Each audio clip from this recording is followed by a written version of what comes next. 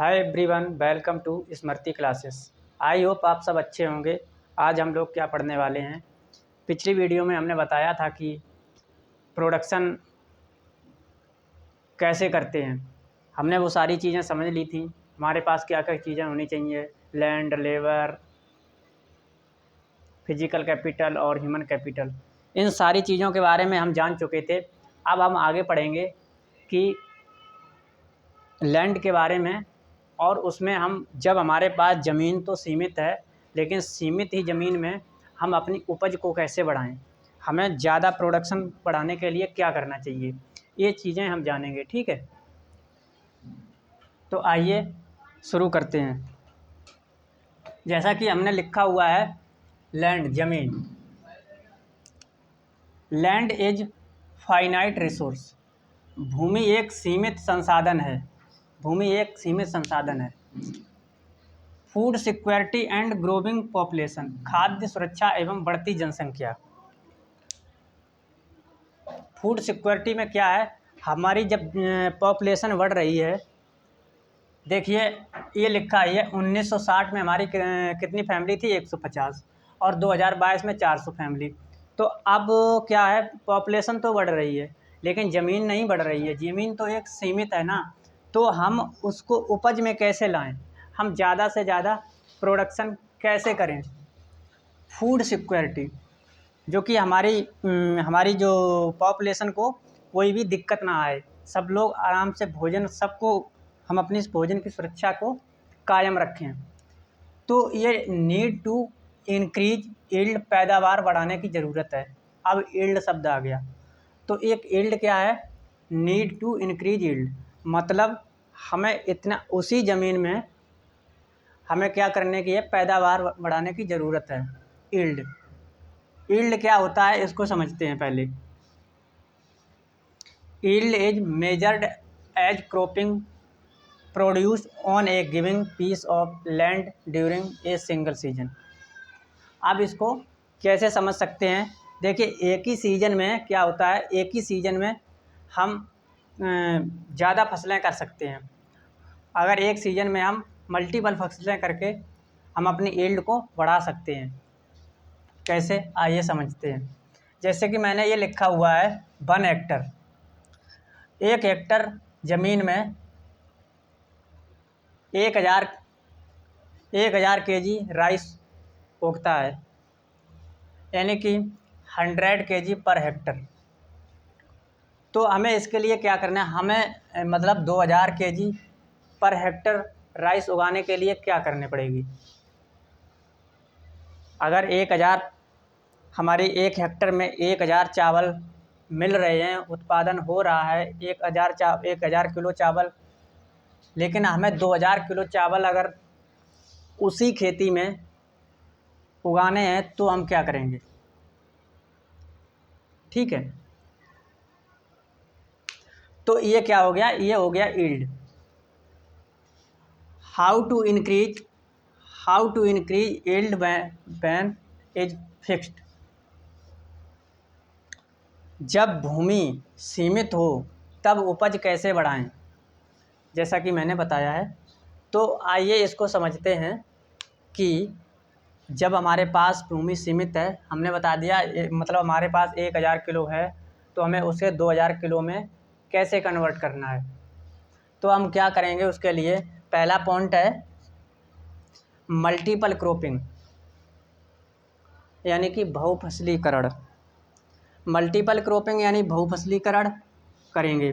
तो कैसे करेंगे, जैसे कि खरीफ की फसल, खरीफ के टाइम पे क्या होता है, बाजरा ज्वार, और नवंबर दिसंबर के महीने में क्या, पटैटो। और रबी की फसल, जब रबी की सीज़न आती है तो वीट। ये सारी चीज़ें क्या हैं, हम उगा सकते हैं। तो जैसा कि मैंने लिखा हुआ, जैसे 1 हेक्टर में पहले हमें क्या, 1000 किलो चावल ही मिलता था। ठीक है, अब हमने क्या किया है, देखिए खरीफ की फसल जो है, खरीफ की फसल में मैंने क्या किया, बाजरा उगा दिया। इसे 3000 किलो यहाँ से हमें बाजरा मिल गया। और नवंबर दिसंबर के महीने में हमने पोटैटो सब्जियां वगैरह उगा दी, तो ये क्या है, हमें वहाँ से 500 किलोग्राम पोटैटो मिल गया। एक मैं एज्यूम कर लिया है, ठीक है। और यहाँ से राइस 1000 किलो मिल रहा है, तो ये टोटल हमारे पास कितना प्रोडक्शन हो गया, कितनी पैदावार हो गई, यानी 4500। पहले कितनी होती थी, 1000 किलोग्राम। तो 1000 को मैंने 4500 किलोग्राम में कन्वर्ट कर दिया है, यानी कि ये क्या हो गया है, ये बहुफसलीकरण हो गया, मल्टीपल क्रॉपिंग हो गया है। ज़्यादातर देख लिए इंडिया में ज़्यादातर गाँवों में खेती जो होती है वो बहुफसलीकरण होती है, यानी कि मल्टी क्रॉपिंग करते हैं, ठीक है। एक ही मतलब खेती में अलग अलग फसलें अलग अलग समय में उगा सकते हैं। अब आगे जानते हैं क्रॉप्स साइकिल, फसल चक्र, ये क्या है, मतलब उसको बार बार, मतलब फसल चक्र क्या है, जो कि हमें, जैसे कि हमने लिखा हुआ है, जैसे ट्रेडिशनल, ये ट्रेडिशनल है 1 हेक्टर में, इसको अभी बाद में समझेंगे, पहले इसको आते हैं मॉडर्न क्रॉपिंग पे आते हैं, ठीक है। देखिए मॉडर्न क्रॉपिंग क्या है, मॉडर्न क्रॉपिंग एग्रीकल्चर टेक्नोलॉजी, ये क्या है, आधुनिक फसलीकरण और कृषि प्रौद्योगिकी। अब मॉडर्न क्रॉपिंग कैसे करेंगे, देखिए मॉडर्न क्रॉपिंग एग्रीकल्चर टेक्नोलॉजी, इसमें क्या, electricity and modern irrigation technique. अब ज़माना क्या है, इलेक्ट्रिसिटी का आ गया, मॉडर्न इरिगेशन से कर सकते हैं, कैसे, बिजली से टेबुल वगैरह, आप हाथ से काटने की ज़रूरत नहीं होगी, मशीन से फसल तुरंत कटेगी। तो ये क्या है, ये हमारा जल्दी काम होगा, जल्दी होगा, तो उससे क्या होगा, हम जल्दी मतलब फसल को और ज़्यादा उगाने में सक्षम होंगे। अब मशीनें से हर काम हो रहा है, हाथ से कौन कर रहा है, तो ये मॉडर्न क्या है, इलेक्ट्रिसिटी और एंड मॉडर्न इरिगेशन टेक्निक। अब क्या है, traditional seeds BS high yield seeds. हमें ट्रेडिशनल सीड्स, पहले हम क्या करते थे, ट्रेडिशनल सीड्स का उपयोग करते थे, अब हम क्या करते हैं, हाई यील्ड सीड्स।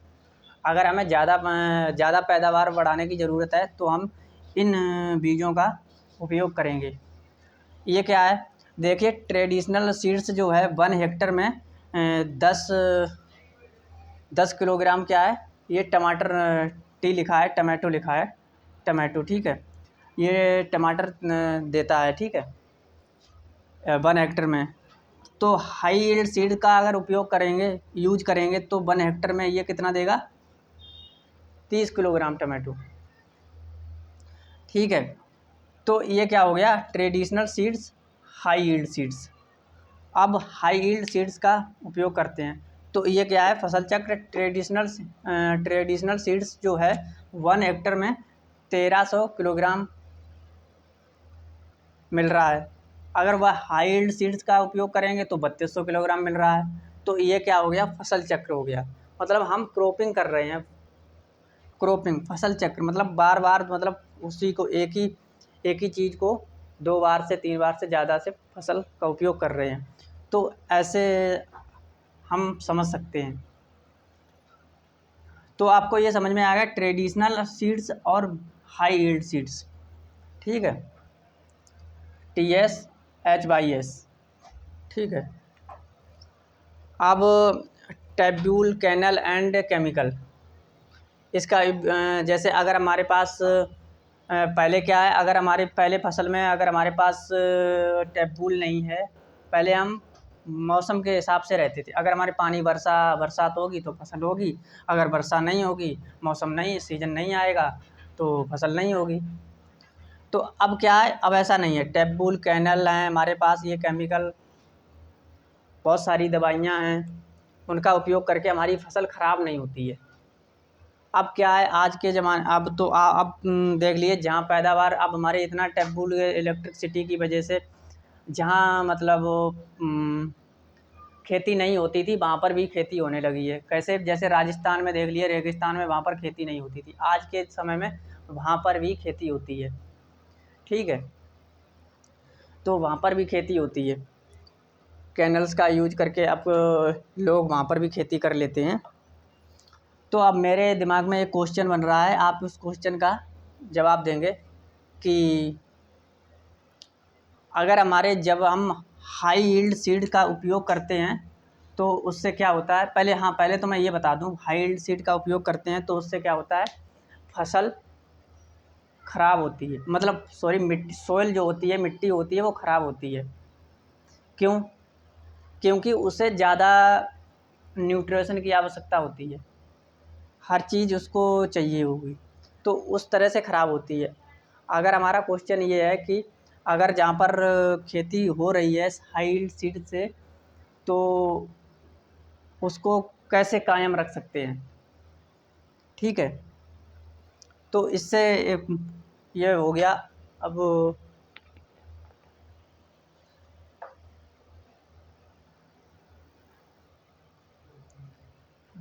तो आइए दोस्तों, अब ये है कि यहाँ पे ये चीज़ें तो हमने समझ ली हैं। अब हम ये जानते हैं कि क्या क्या सिंचाई के इन तरीक़ों से जो हम कर रहे हैं, कोई क्या उसको खेती को कायम रखने में सक्षम होगी। तो मैंने लिखा हुआ है, will the land be able to sustain these method of irrigation. क्या भूमि सिंचाई के इन तरीक़ों को कायम रखने में सक्षम होगी। कौन कौन से क्या क्या तरीके हैं, वो कायम कैसे कैसे रख सकती है। देखिए, एक तो तरीका ये है कि chemical pesticide and fertiliser, chemical रासायनिक जो कीटनाशक दवाएं होती हैं उनका उपयोग करें, जिससे क्या होता है कि पॉल्यूशन ना फैले, पॉल्यूशन। और दूसरा क्या है, जो हमारे नेचुरल रिसोर्स होते हैं ज़मीन में, नेचुरल रिसोर्स, ठीक है, नेचुरल रिसोर्स होते हैं, उसमें क्या है, पॉल्यूशन ना फैले, तो मिट्टी हमारी अच्छी बनी रहे, जिससे क्या है, सिंचाई के इन तरीक़ों को कायम रखने में सक्षम रहेगी ना।